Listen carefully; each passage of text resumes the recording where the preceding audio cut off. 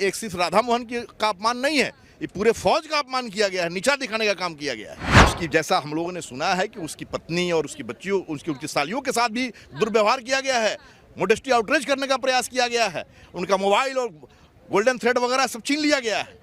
कानून का गलत इस्तेमाल किया, कहीं ना कहीं क्या पूरा गलत इस्तेमाल किया है, कहीं नहीं कहीं क्या पूरा का पूरा गलत इस्तेमाल है। फौज का कोई भी पदाधिकारी अगर अपने ही किसी अफसर को किसी गलत कृत्य में संलिप्त पाएगा या एक्सेस पाएगा तो निश्चित रूप से उसको कंडेम करके उसको दंडित करेगा। इन्होंने ऐसा कुछ नहीं किया, ये स्वयं जज बन गए।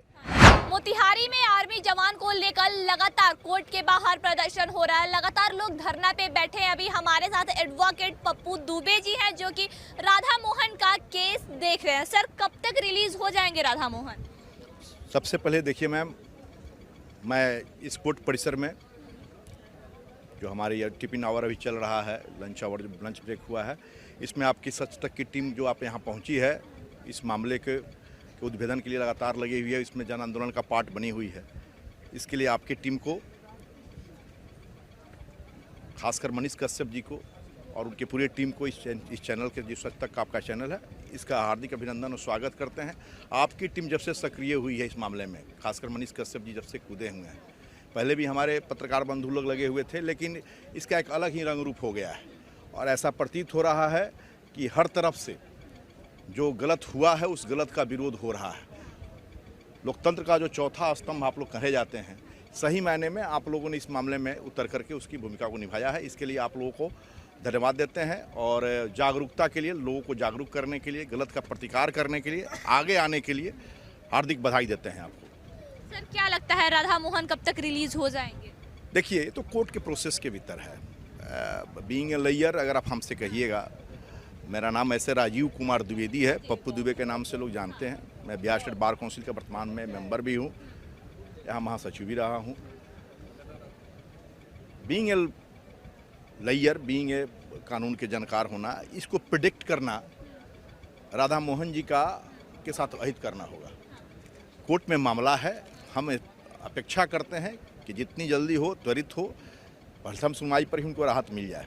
लेकिन जो कोई भी अगर अधिवक्ता है वो कहे कि नहीं कल हो जाएगा, परसों हो जाएगा, तो ये समझिए कि वो कोर्ट को किसी न किसी रूप में, क्योंकि आपके चैनल से भी हमारे जो कोर्ट के पदाधिकारीगण हैं, जो न्यायिक पदाधिकारीगण हैं, जज साहब लोग हैं, वो लोग भी आपके चैनल्स को देखते हैं और उन लोगों को जब ये प्रतीत होगा कि कोई प्रिडिक्ट कर रहा है कि मामला ऐसे हो जाएगा, वैसे हो जाएगा, मामले का जो गंभीरता है, मामले का जो मेरिट है और जिस गंभीरता से इस मामले को लिया गया है न्याय प्रशासन के द्वारा भी या पुलिस प्रशासन के प्रति जो आक्रोश है लोगों में, वो सब उन तक पहुंच रहा है।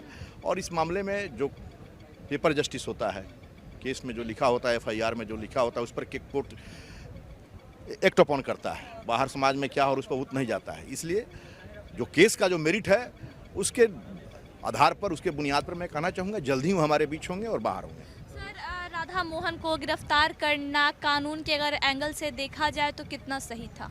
देखिए, गिरफ्तार करना नहीं करना, देखिए पुलिस को राइट है। 41 CRPC कहता है कि बिना वारंट के भी पुलिस किसी कॉग्निजेबल ऑफेंस में निर्दोष अपराधी को, किसी भगोड़ा को, किसी संदेहास्पद स्थिति में किसी व्यक्ति को पाए तो वो डिटेन कर सकता है। लेकिन वो भगोड़ा थे? वो भगोड़ा नहीं थे, लेकिन अगर कोई वहाँ अपराधी थे? नहीं थे, भगोड़ा नहीं है, अपराधी नहीं, तो आर्मी का जवान है ना। तो फिर आखिर पुलिसकर्मी के द्वारा ऐसा क्यों किया गया? आप पहले बात का जो क्वेश्चन आपने किया उसका जवाब तो सुन लीजिए, फिर आप उस पर दागिएगा कि भगोड़ा थे, अपराधी थे। नहीं, क्यों किया गया, ये क्यों किया गया, इसी के प्रतिकार में तो आप खड़ी हैं और सारी जनता खड़ी हुई है। पत्रकार से लेकर के स्वयंसेवी संस्था तक, NGO तक, अधिवक्तागण, जो भी कानून के राज में विश्वास करने वाले लोग हैं, उसका प्रतिकार कर रहे हैं। एक पुलिस वाले के हठधर्मिता का प्रतिकार कर, उनकी हठधर्मिता है कि वो जेल में है। आप बार बार पूछ रहे हैं क्यों ऐसा हुआ। अगर सभी लोग अच्छे हो जाएंगे, गलत किया इसलिए ऐसा हुआ, अगर अच्छे हो जाएंगे तो रामराज नहीं आ जाएगा, फिर हमारी आपकी जरूरत कहाँ रहेगी। ऐसे ही लोग समाज में बैठे हुए हैं जिनके चलते हमारी और आपकी जरूरत है।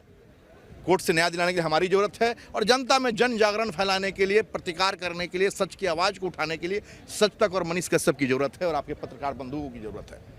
सर, एक बात बताइए, जो पुलिसकर्मी थे उन्हें लाइन हाजिर पहले किया गया, फिर सस्पेंड किया गया, क्या उन पे भी कोई कानूनी कार्रवाई हो सकती है? देखिए, ये तो पुलिस प्रशासन के लोग जाने, हमारे SP साहब समझेंगे, उनके प्रशासन के लोग, डिपार्टमेंटल प्रोसीडिंग तो निश्चित रूप से चलना चाहिए, चलेगा ही उन पर जो मामला बना है। अब क्रिमिनल केस वो करेंगे नहीं करेंगे, उनको पनिश करेंगे नहीं करेंगे, उनका डोमेन है, उसमें हम नहीं जा सकते हैं। और बीइंग ए लॉ पर्सन हमें प्रिडिक्ट भी नहीं कर सकते कि वो क्या करना चाहिए। लेकिन उन्होंने जो कृत्य किया एक फौजी को छोटी सी बात के लिए, मैं पहले भी कह चुका हूँ, कई लोग इंटरव्यू के लिए आए थे। इस केस में आईपीसी का एक चैप्टर है, जनरल एक्सेप्शन का चैप्टर है, जिसका सेक्शन 95 कहता है कि स्लाइट हार्म कॉज करने वाली बातों को विधि अपने संज्ञान में नहीं लेती है, that is not punishable offence.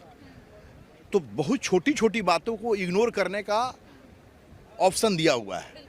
तो इसमें जो मामला जो बना, जिस तरह की स्थिति उत्पन्न हुई कि वो कहीं जा रहे थे, जो हम लोगों ने सुना है, जो जाना है, कहीं जा रहे थे, हाँ उसी का वीडियो भी वायरल हुआ है।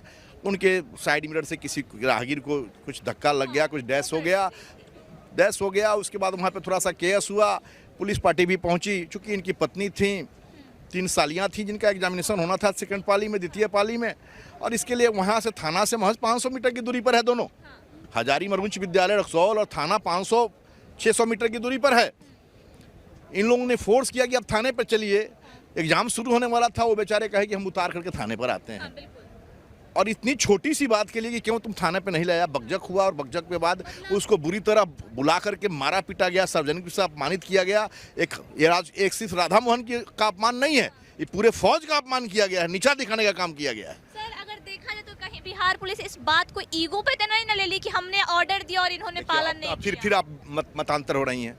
पूरे बिहार पुलिस को आपके कटघरे में खड़ा कर रही हैं। जो कर्मी थे, जो वहाँ जिसने किया उसको आपकी बिहार पुलिस की जो हमारे जिला के जो कप्तान हैं, उन्होंने उसको तुरंत, उन्होंने भी गलत माना, तभी तो उन्होंने लाइन हाजिर किया, उन्होंने भी गलत माना। इसके लिए अब हम कह दें कि सारे पुलिसकर्मी गलत हो जाएंगे, ये मैं एक लीगल फील्ड से आने वाला व्यक्ति मैं नहीं कह सकता। हर फील्ड में कोई कुछ अच्छे और कुछ बुरे लोग हैं, लेकिन हमारा ये कहना है कि जो ट्रेनिंग हो रहा है, खासकर नए रंग रूटों का, जिनको पावर दिया जा रहा है किसी भी क्षेत्र में हो, चाहे वो विधायिका में हो, कार्यपालिका में हो, न्यायपालिका में हो, या पुलिस प्रशासन में हो, या लोक प्रशासन में हो, उनको पावर को होल्ड करने का, अपने पावर और पोजीशन को होल्ड करने का भी ट्रेनिंग देना चाहिए। जैसे आप सिखाते हैं ना, मेडिटेशन सिखाया जाता है, किस लिए सिखाया जाता है? शांत चित्त बैठिए, मेडिटेट कीजिए, अपने आप को बनाइए। इस तरह उनको मेडिटेशन की जरूरत है कि भाई आपको पावर तो दिया जा रहा है, लेकिन इस पावर को कैसे आप कंट्रोल करेंगे, क्योंकि आप नए हैं, अनुभव आपको रहता नहीं है, आप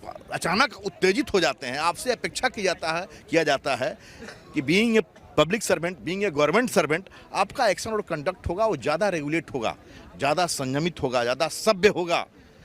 लेकिन अब आज की स्थिति में आपसे छुपा हुआ नहीं है। बिहार की क्या स्थिति है? आम जन प्रताड़ित हैं, चाहे वो लोक प्रशासन के पदाधिकारी हों या पुलिस प्रशासन के लोग हों।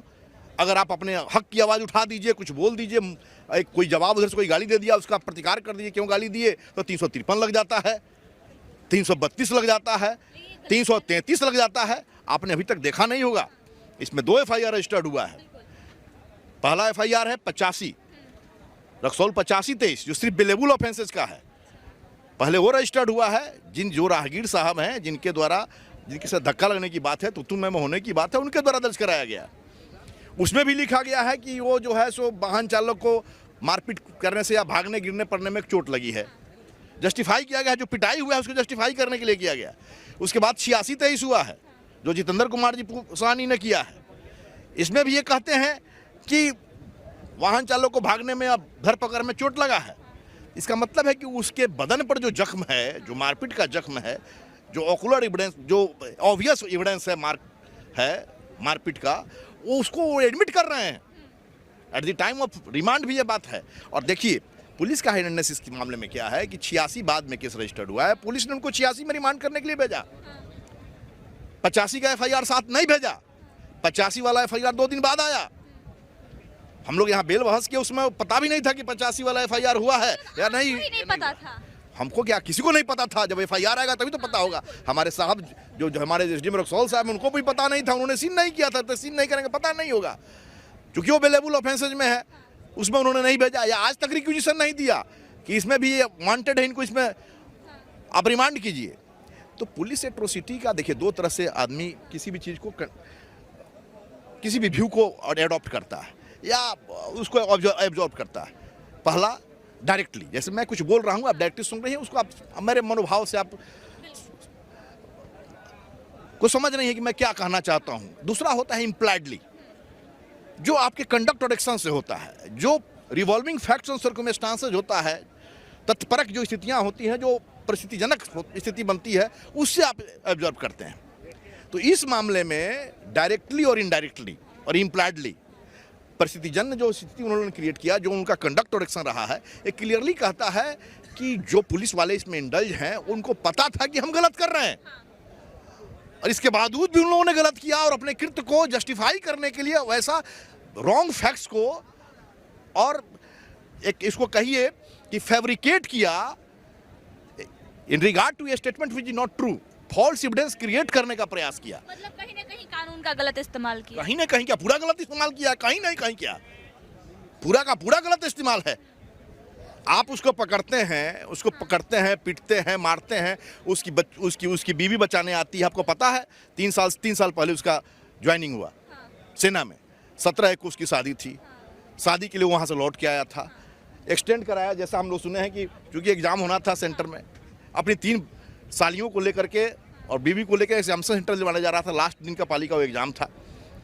तो एक तो नया बेचारा फौज से अपना रिटायर होकर आया, शादी हुई, नई बीवी मिली, नई 3 सालियाँ हैं, उनके सामने उसको आपने इतना बुरी तरह प्रताड़ित किया, मारा पीटा, उसका मान मर्दन किया, और उनको छोड़ दीजिए, अब तो पूरा समाज और पूरा देश देख रहा है।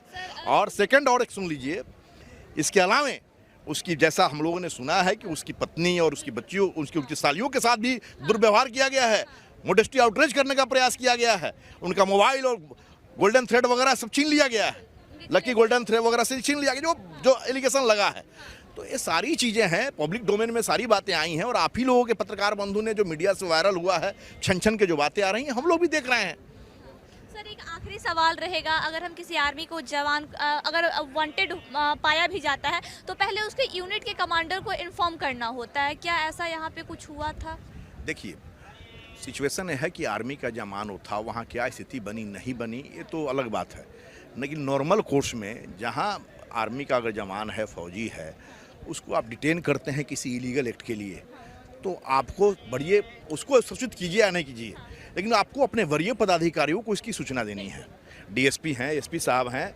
इसके अलावा होना तो ये चाहिए कि जिस बटालियन से संबद्ध हैं, अगर उनका कृत्य गलत है, मैं कह रहा हूँ, पुलिस वाले भाई लोग भी सुन रहे होंगे, आपके देखेंगे चैनल को, अगर उस फौजी का कृत्य कहीं से भी गलत था, तो ये लोग उसको डिटेन करते, इसकी सूचना अपने बढ़िया पदाधिकारी को देते और इसकी सूचना फौज को भी देते।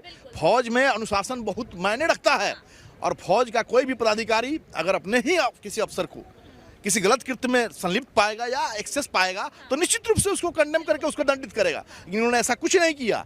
ये स्वयं जज बन गए, ये स्वयं पुलिस बन गए, और उसकी पिटाई कर करके, उसका मान मर्दन कर करके, उसका तमाशा बना कर करके आज पूरे बिहार में उसका तमाशा बना हुआ है, पूरे भारत में उसका तमाशा बना हुआ है।